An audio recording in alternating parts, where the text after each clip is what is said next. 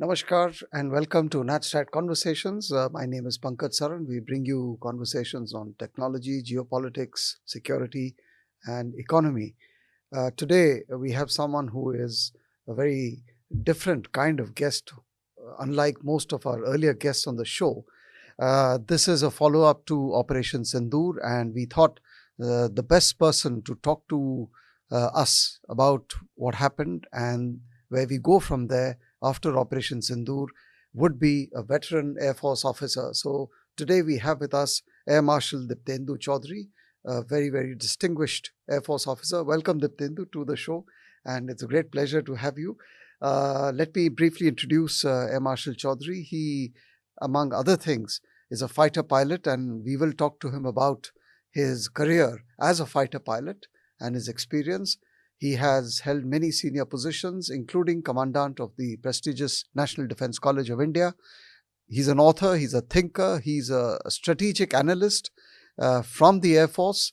And today, because of Operation Sindoor, the Indian Air Force has occupied the imagination of all Indians who are looking much more closely at the Air Force and air power as a whole.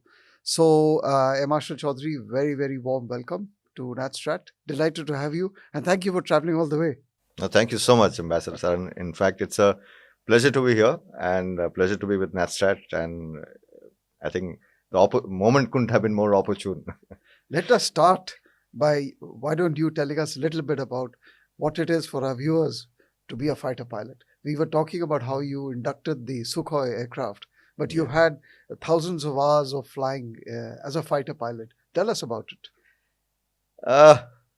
Flying actually has been a bit of a, very honestly, it's just been a passion. It's been a full-time passion. And I happen to come down from a generation of pilots, my granduncle, my father, and then I. So one grew up with the sight and sound of fighter jets all around in your bases. So I guess it does get into your sort of a system. And I was only child, no brothers and sisters. But somehow I was very clear where I wanted it to go. Yeah. But you know how things are those days. So I gave my shot at everything else and surprisingly got into a lot of places. But finally, when the time came, I went and joined NDA, and that's how I got into flying. Never regretted till one day. It's been an amazing ride.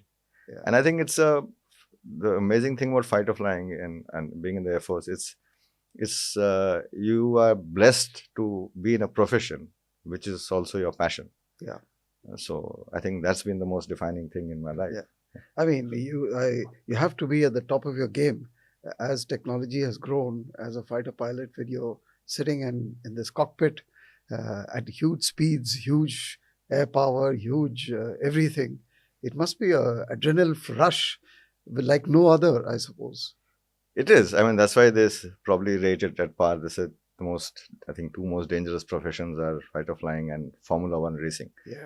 But that, I mean, adrenaline aside, it's also a game where it's immensely intellectual in the mind. Yeah. It needs years and years. We sort of tend to overlook and underplay that bit, you know, in this whole excitement of fighter flying and Ray-Bans and fighter pilots and World War II dogfights. So a lot of myth and imagery comes with it. Yeah. But all in all, it's a downright hardcore, very, very serious profession. Correct. And requiring top level skills. You have to be. I mean, if you want to stay in the game in fighter flying, you have to stay in constant practice. It's not something you can get back into. So how do you rate the Indian Air Force compared to our competitors and peers? You know, Pankaj, I must say this very openly. And we typically, probably like Indians, we always underrated ourselves, you know. Yeah. It's only when, right from the earlier days in down history, and I do a lot of history, especially Indian Air Force and air power history. Every time our pilots went abroad for a course, they always ended up topping it. Mm-hmm. Every time we went internationally for exercises, we did spectacularly well. It is just that I think, you know, we were pretty much in a well, you know, post-independence, we couldn't travel abroad, things like that, not get enough international exposure. But once we started doing that, then we realized that our training has been solid, the kind of skills and the ways and means we train, our pedagogy, our approach to the whole business of war fighting is very serious and something which was proven once we started going abroad. Well, I mean, you look, through you, I would say that we pay our deep respects to the entire Air Force, the Indian Air Force. I think every Indian is very proud of what you have done and what the Air Force continues to do to protect the country. So all credit to you, our respects to you and to the entire force and to veterans like you. So a great job done. Let's come straight to the point then. I mean, we're meeting after Operation Sindoor.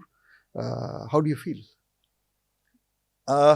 For me, it's a moment of,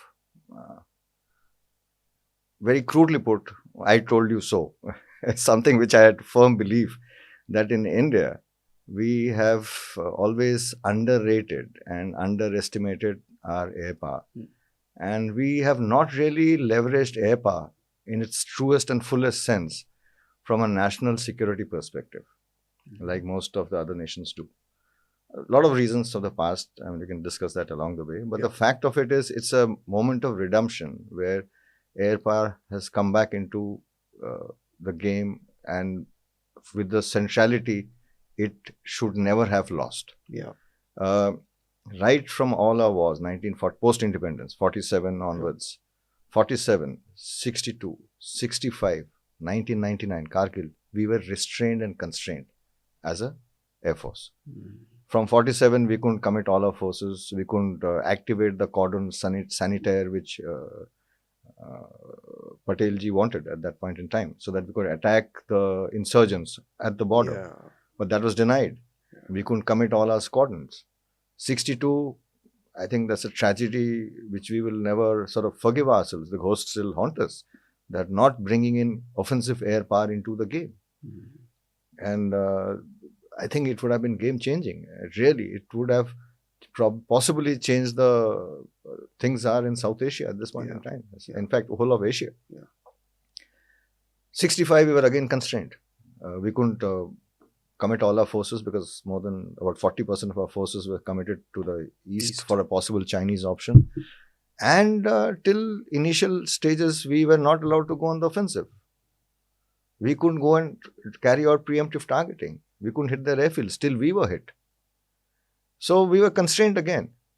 And there was this fear in the mind of the political class, obviously from a larger national perspective, of bombing of our cities, which the bogey of it came up in 1962. The fact of it is the Chinese could hardly have brought the odd bomb all the way down to the cities it was claimed to have been under threat.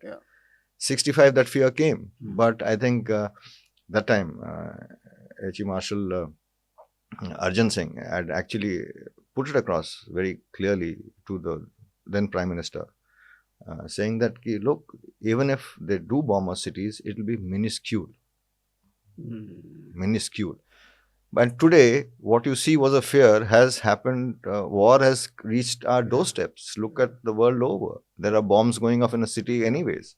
So things have changed. Dynamics have changed. So larger point I was trying to make is that all this restraint in our employment of air power had its deliberating effect. It's only in 71 it was used without any constraints at all. And that's how air power should be, to get the best out of it. It did some phenomenal stuff in 1971, which is underplayed. We only talk about the Eastern Front. Correct. West is a different story. So I keep arguing that maybe 54 years since 71 and 26 years since Kargil, offensive air power lost its salience in our security matrix and our thinking, strategic thinking. That has come back, and to me that is the biggest, I think you're absolutely right. I mean, between the three wings, the Army, the Navy and the Air Force, I mean, we were discussing this. The Army was the traditional force which always hogged the imagination, the budget, the attention. The Navy was a latecomer. The Air Force never seemed to have found its moment. I think these 90 hours or so of what we just saw seems to have brought the Air Force right on top of the national consciousness. I mean, and we'll discuss the way ahead, but I think this is one of the big takeaways of Operation Sindoor? I mean, the Air Force was the front line and your primary weapon of use. Most certainly. Interestingly that you mention it in this manner, I must clarify this here. This whole operation initially was against terror. Yeah. So the use against terror itself was not new novel thing. in the world, Absolutely. but in our context, most certainly. Yeah. So 2001, 2008, that is the Parliament attack and Mumbai. The Air Force was, the armed forces were asked, and Air Force was ready both the time. Air Chief Marshal Fali Major has come on and on media, and he said that only. The Air Force was ready, but the state chose not to do it for a variety of reasons. Correct. That we are all aware of that. We needn't go into that. But the fact it was not used. So Balakot was a first in itself. In fact, Uri was the first time we talked about surgical strike going across. Balakot, now Air Force has had these plans forever, ever since the earlier incidents. But it's the first time the instrument of force selected was airpower, which was considered escalatory in the past. That you hit something from the air, it'll always escalate into something larger. But that was proven wrong in Balakot. But Balakot, that is Jabba Top, which the strike was carried out. And I think it was a spectacular operation. Unfortunately, we failed in several ways. And what the most important thing was our narrative building and the media and the information. Pakistan was, they're masters at it. So are the Chinese. They went into the overdrive. Now look what happened. The next day we lost, 2 days later, we lost a pilot. Correct. And suddenly the entire narrative, which had a clear strategic goal given by the political leadership to hit terror across and send a punitive message and possibly deter them. That message was lost out in the whole media focus of next day of the pilot getting shot down. And the PAF and Pakistan made it all about that, and finally it impacted the credibility of the strike itself. I remember that. And I remember some media, now he's one of those, he's a big time gentleman in the sense that he's gone up, a very senior journalist who said, look, if you don't respond or give a clarification in 2 or 3 hours, you have lost the narrative. And that's exactly what happened. Absolutely. But this time, it was different. So this time, airpower was deliberate. Look at the scale we went in with. It was you 9 want to talk times. A little bit about that, just to recap, not very much because it's so well known, but just what comes to the top of your mind. But, just before you do that, you talked about the use of air power to fight terror. I think we've seen what the Americans did when they bombed Iraq, when they bombed Afghanistan, when they bombed the Houthis, when, the Saudis have used missile power, air power. So you are right to that extent that the decision by India to use and to leverage air power to hit terror is nothing new. It's pretty much part of international practice. And so I just wanted to leave that thought. But on what we saw, the Operation Sindoor, just to continue, what are the main takeaways from an Air Force point of view before we come to the larger picture, including the narrative? So, I think Pahalgam, a red line was crossed. It's not that they have hit civilians before. There's been history of before. There've been civilian. We've lost a lot of civilians in this whole business of terror. All the people in Mumbai were all civilians. At the end of the day. So also in all the attacks, there's a lot of Bihari labor, outstation people, religious tourists who've been targets in the past. But they were sporadic. They were incidental at a lower level. This time was a targeted message. It was very clear, and there was a larger game plan at work, and that all that is clear. So I think I think what was most interesting is that this time around the leadership, as a nation, it was that okay, this is it. If you've seen earlier, when you talk about red lines between countries, The red line between us and Pakistan was very close to us. That means they had the enough strategic space to keep pushing at us till we ran out of strategic patience till we would hit something. This time around, the whole red line was moved forward. That, okay, this is it. So that is a drastic change, and an offensive, punitive reaction of this scale speaks volumes. Yeah, I mean, I think we need to underline this point. The offensive and the punitive nature of the Indian attack is very important for everyone to understand. I would say, Ambassador Saran, that this is something which is a defining moment, because structurally in our military outlook, we have always been a defense force. We have always had this mandate that we will not go out anywhere. We will only defend our land, and we will defend it. Yeah, for defense, if we have to go on the offense, that's fair. But we were still, our deterrence approach, everything is defensive. The first time, I think, taking offensive action has been brought into the playbook, which is fantastic, because otherwise you're constraining the military instrument. If you constrain a military instrument of force with a defensive outlook, you are actually altering its character. Military instrument or instrument of force is not a toy. It's a serious business. Sure. It's its outcomes are brutal. But that is what it is for. So you can't constrain force. So I think this is a opening up of an outlook. I'm not saying tomorrow now we're going to go offensive all over the world, but our approach is no longer that we will wait. So that is, I think, enormous. And I think air power plays an important role in the ability to do that in spades. Offensive air power is underrated in our country. I think that is what has come back to the table this time. Absolutely. I think the more you talk about it, the less it is, because this idea of air power, the Indian Air Force, and everything associated with it, I mean, going up to the air domain, you even talk about and go to the space domain, technology. I mean, this is a new era kind of that we live in. But when you look at what happened from the morning of the 7th and go down to 7th, 8th until the 9th night, 10th morning, what, as a historian, as a strategic observer from the outside, how do you see it?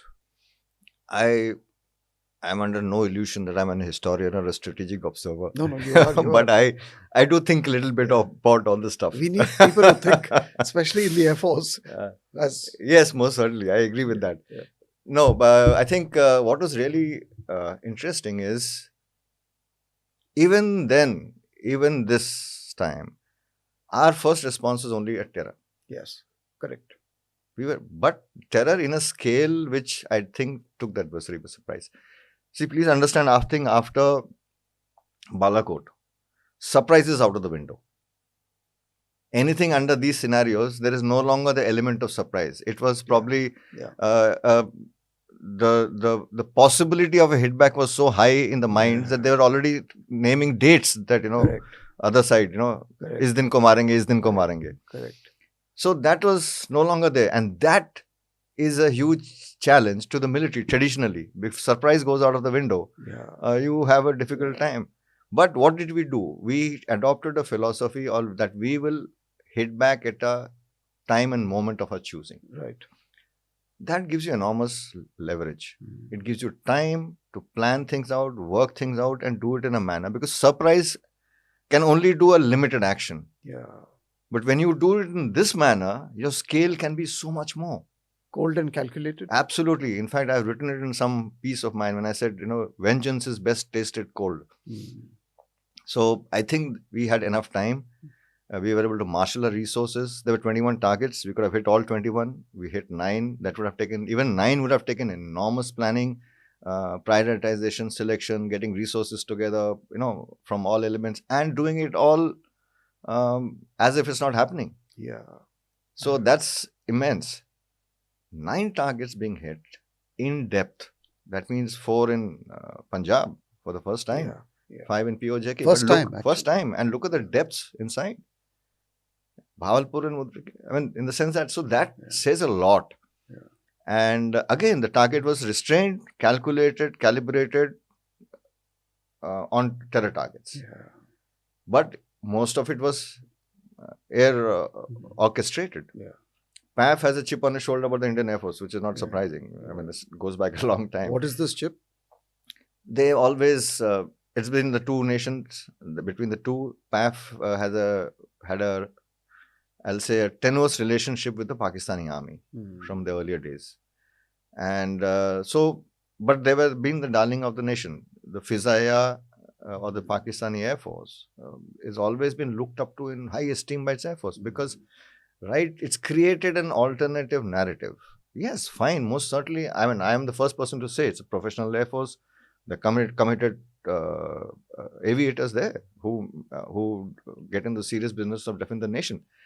But they have this huge David and Goliath syndrome, which they have always played out to be the David. Yeah. And they defeated us in 65 and, you know, a whole lot of narratives are there, which has been proven wrong by their own writers in the subsequent years. So I'll not get into that. Those are, so this bit of a thing, so PAF has always believed that the outcome of any future war will be the outcome of the conflict between PAF and the IAF. And it had built up a legacy, I mean, in the recent years, doctrinal orientation of offensive defense. For the first time, it said we'll be offensive. But look at it. So, 7th, we hit. Yeah. I keep saying in the business end of the Indian Air Force at some 1:15 in the morning. That's when they usually do these things. And they reacted later. They made the mistake of hitting frontal civilian targets. And who did the hit when they talked about military targets? They hit IAF airfields. Now that technically is a military target. So that is an act of war. But even then we restrained ourselves, said fine, you hit our bases. Now we will hit your bases back. And we hit right from Skardu all the way down to Muridke and down near Karachi. 11 air bases. We hit their centers of gravity. Okay, the way the whole game, without crossing the border. Now that is not just happens automatically. It needs conditions to be created for that. So the kind of professional planning and effort which have gone through have been tremendous, along with air defense which ran 24/7, 365 days in a year in peacetime. In an operation like this, it's on overdrive. So to do that, we sent a very strong message on the 9th. I mean, after the attack, when we struck back, and we hit all the targets we hit one odd center of gravity in it. I mean, there's a lot of narrative, we destroyed this airfield, that airfield. That's a little overstated, obviously. But it was a clear indication to them that we have the mass available with us to do that in the next step. So, that's a very important point. Yes. So we were very clear in our escalatory ladder, very calibrated, well within the nuclear umbrella, and this is what we'll do. But that came because of a confidence of a nation which has now no longer decided to be prey to a nuclear blackmail. That's fantastic. Immense. I think you put it really well. I mean, it's very, very important for everyone to hear what you say. So I think I think I'm hearing from you the words restraint, precision, cold and calculated, and accuracy, and doing it all with not with impulse. Absolutely. But with well thought through. And mass to follow. And mass to follow. Follow if it escalates. Mass to follow. I think that's important, because at the end of the day, I think that is what put the fear on them when they went into the DGO. So what do you think then triggered them to actually raise the white flag and make a phone call? Obviously it was a consequence of what we did on the 9th night or the 10th morning? Certainly. I mean, the scale of the air strikes or the attacks that we carried out subsequently, that hit them. I mean, if we didn't have if I may say, the advantage of strategic surprise, we made up for the ice with the surprise of scale. We didn't have surprise of time in our hands, but we did with surprise of scale. Correct. of the mass, of the intensity, the ferocity of the response. Because first time they were a little shocked, I think, at the intensity and ferocity of our response. And that was, it's always been calibrated in the past. This time we showed them, okay, look, there's more coming. It's on you. And I think that is the most important thing. PAF assets are both from China and the US. Some of the bases we hit here had assets from both sides. That's something which worries the host countries, who are, the US and China especially. I'm not saying that's the only factor. What would have certainly been a factor was the PAF getting worried that, look, we are going to end up losing a whole lot more, and pretty much writing off, or at least reducing their air force from, any serious worthwhile capacity. And PAF has had this surviving instinct from 65 onwards, 65, 71. Both these wars at a point, they pulled back to their depth bases. So the initial advantage was them, because they had the initiative. But Indian Air Force and the Indian military has always prevailed, because we do things differently. Like I mentioned, we don't have the luxury of the first strike. We didn't have it in the past. So it's how best you recover and follow on. So I keep saying this, and this is the important thing I would like to underscore here, is that for too long we get into reducing combat and war fighting into numbers. So many tanks, so many aeroplanes, so many ships, so many soldiers, so who won? No. What victory is finally measured in the strategic outcome of the nation's goal. Well put. And the military instrument here is only there to serve it. Well put. And somewhere along the line, I think we had forgotten that. We started getting worried about body bags and people dying and aircraft being lost. For heaven's sake, we've been doing that in peacetime. We lose people in peacetime. So war is a great way to go. I mean, without being jingoistic. I see your point. So that's what you're trained for. I see your point. That's what that's a professional risk. So this aside, in fact, in the beginning, when you thanked me for what the Air Force did, the Air Force is not really, even the Army and the Navy, they're great to have your gratitude. They're great. They love the fact that you take pride in them, but they're not seeking anything from you. They are doing a job which they chose to do, and they're doing it well. Oh, fantastic. So let's just continue a little bit more on the military part of it before we go. You tangentially spoke about the Chinese assets. Tell me about the Chinese role. How much is speculative? How much is for real? Both in terms of hardware, platforms, vectors, and in terms of other backroom support like space, satellites, intel, this, that, and the other. So anything to learn from this? Oh, plenty. In fact, the Chinese military machine is huge. So I'll just stick to the Air Force part of it, because that's the part which is the PLAF, the PLA Air Force. Or PLAF as we call it popularly, has always been one of the largest air forces in the world in numbers. That size stayed on till the Vietnam War days. In fact, even post that, it continued for a very long time. And they believed in that the size was a deterrence in itself. But that changed. When the Gulf War happened, the Chinese saw it very, very closely. I think they pulled out all the magnifying glasses and microscopes they had to study that war tremendously. In fact, the book written by the two Chinese colonels. I haven't read it, unfortunately. What warfare it is? It's basically about unconventional warfare. It's about the fact that how warfare itself has changed and how China is going to look at warfare differently from the old traditional narratives and paradigms. And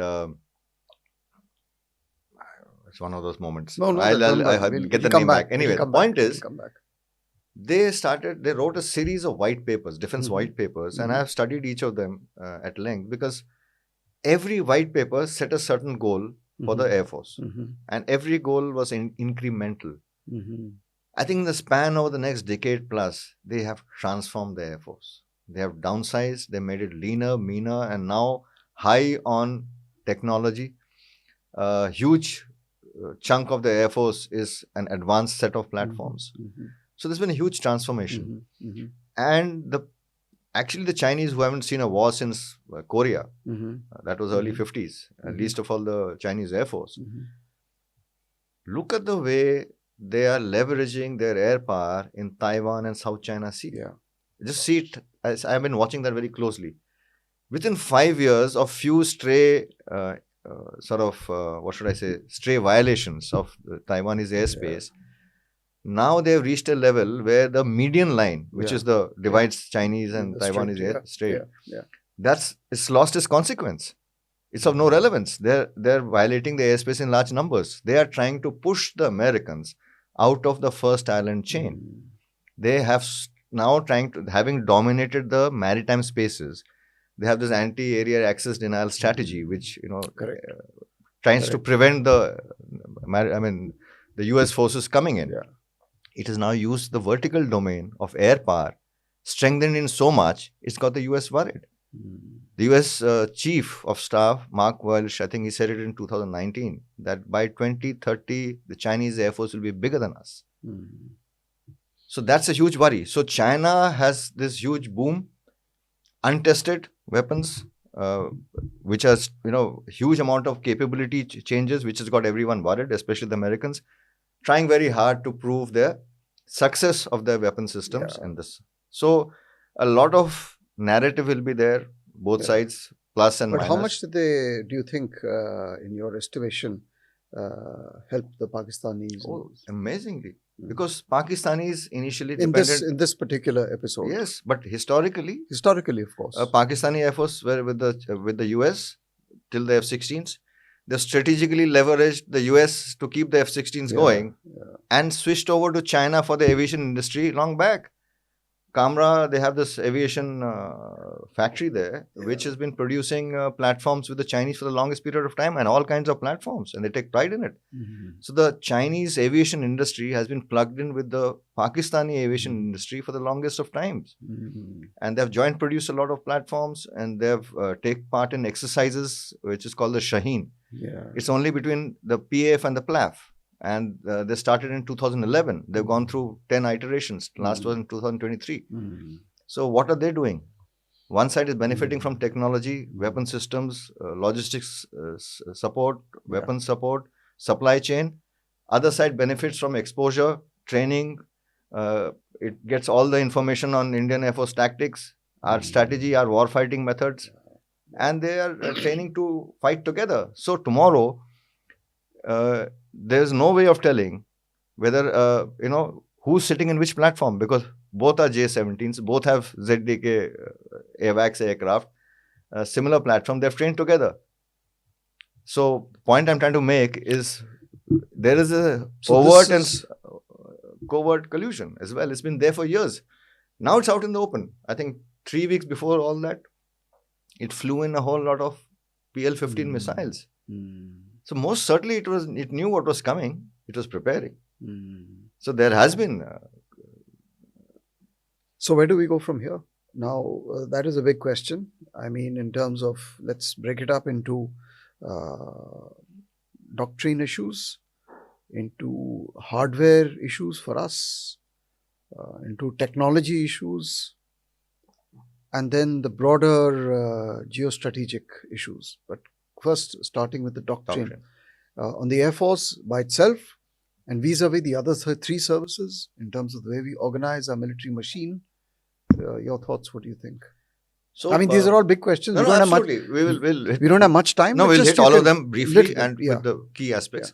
Doctrine, I know we just came out with the Doctrine 2022 end. Indian Air Force. You were the author of that doctrine. Not yet. I mean, I was played a significant role, but there were a whole lot of people who put their heads together. It wasn't my effort alone. Okay. Most certainly. But it's a fairly far-thinking doctrine.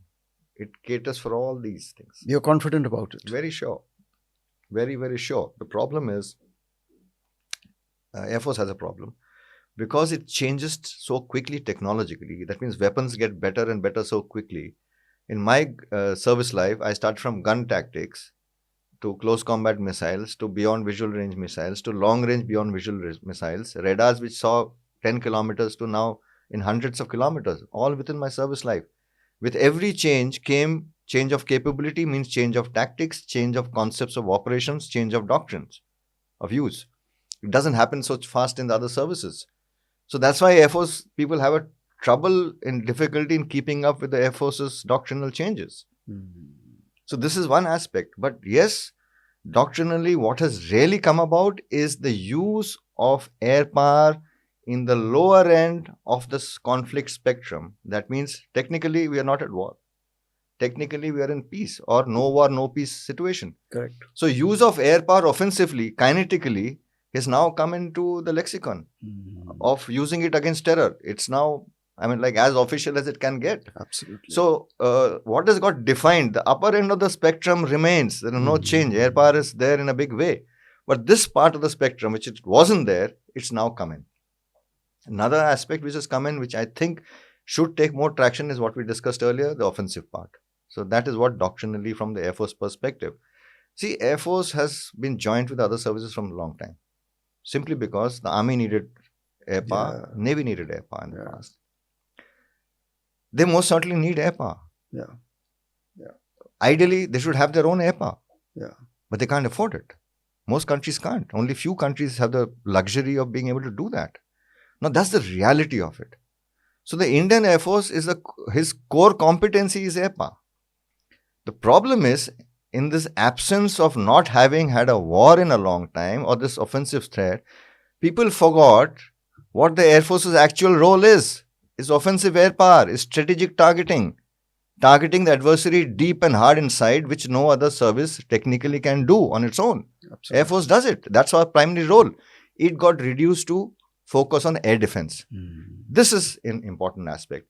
And what has, I think, come about brilliantly this time is the way three services came together. And that's a huge takeaway. The way three services came together, they planned, they strategized this whole thing. I think the higher defense organization kicked in the sense that... So this was the first time ever that we have the higher defense organization in position. And functioning. It's always been there, technically. Yeah, but the CDS was new. CDS is new. A few years ago. But otherwise, CCS and all that used to meet. Those were there. But this time, that met regularly. The CCS.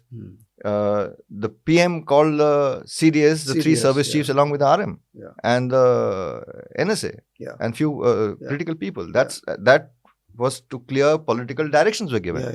So all the three services came together. But on the theaterization, can you just a brief comment? Just your reaction, yes, no? Theaterization, I will put it differently. I don't like to get into the semantics because people have gone to, it's been very divisive. Main goal, integration of services towards joint application of the military instruments in the larger national security, most certainly. There is no other way but to implement and employ the military instrument together. Every service brings a certain core competency to the table. All are important. They cannot be divested or joined, integrated. That is where we must not lose the plot. So for me, structures are not important. It is how you're going to implement. So we need to give a lot more thought on how are we going to use this military instrument of force or enforce in national security in the years to come. Then make your structure accordingly. Yeah, so there's always use of loose words like jointness, integration, tri-services, all of that kind of thing. So I think I know what you're trying to get at. I think there's a greater understanding also. There's a greater we were in a hurry to build a structure. Now we realize that structure is not so important. What is important is coming together. And that has, I think, worked in spades with the CDS. Talk to me about a little bit on the second part, the hardware part, the platforms, what does this all mean? Where do we go? Forget this, Sindoor, it's done, dusted.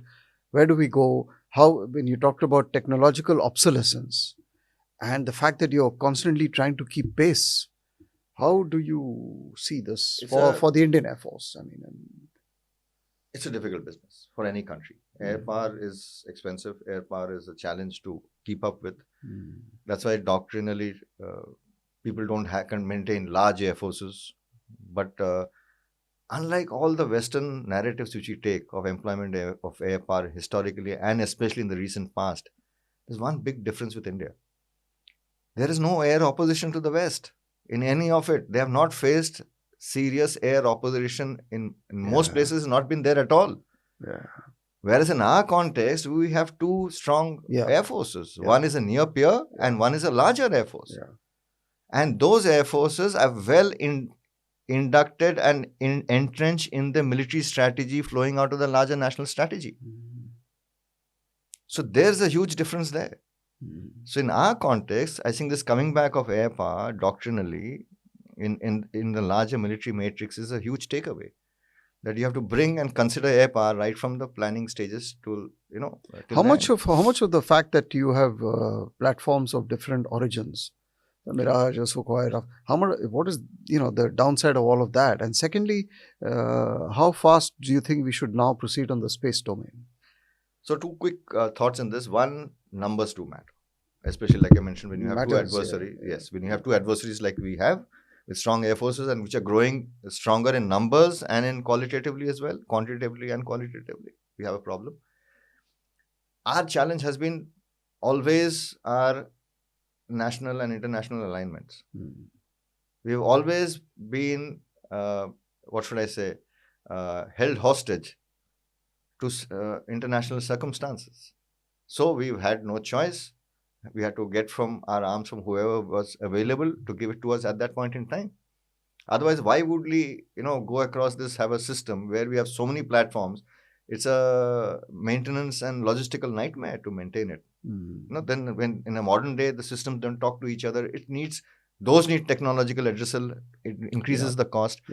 But where we have lost out is in this whole business of numbers, where that is well spoken about and not getting to it. But the point I'm trying to make here is Atmanirbharta in the military aviation industry needs to be looked at differently. Atmanirbharta is not an immediate strategy which will bear results in the short term in military aviation. It can in a lot of other fields for the Army and the Navy. But for the Air Force, it's a long-term investment. You want a good jet engine, it's a long-term investment. So to reach Atmanirbharta, for it to kick in at a strategic level in the Indian Air Force, is 10 years away at least. What do you do in those 10 years? You have no choice but to purchase. Do what you can at the lower end, what is manageable doing within the timelines. Because look at the tyranny of our timelines and the whole system of where we have reached. And it's our doing as a nation. China will have 6th generation fighters in Tibet before we get our 5th generation in production line. Pakistan will have 5th generation before our 5th generation fighters start coming out. We have already lost this race in this. We are 10 years behind. So this is something which to my mind needs the highest amount of strategic push. Not just fighters, platforms, weapons, sensors. Now I'll bring in two quick aspects. When you talked about technology, space is most certainly coming. Absolutely. Space is already militarized, but space and airspace is a challenge. We have been restricted in our thinking to the airspace domain. I have started writing for the last 4 years I've been writing and saying that we need to graduate into the near space domain. That means below the common line, 100 kilometers or so. Because above that is technically space. The physics of it is different. Below that, near space is important because that is where all your weapon systems will transit through. That is where your low orbit satellites and all that will impact our war fighting. So the near space, you need greater control. So that means your air defense can no longer be air defense. It has to be aerospace defense. If you have to have aerospace defense, most certainly you need aerospace domain awareness beyond the 60, 70 kilometers to 100 kilometers. Navy has maritime domain awareness over the seas, but it doesn't have aerial domain awareness in the way it's needed. Because weapons today will fly across the continents, across maritime spaces. And the only way, if you don't have awareness of the upper domain, you're losing on reaction time. Correct. So those are critical elements. But we were moving towards an aerospace command, I think. That is there, work in place. Because we started our whole space domain from a step where it said it's a peaceful use of space. Correct. We stopped talking about that, thankfully. Because we realized that I think last few years, a lot has been done. Yes, we have. And but it's still two separate areas. Yes.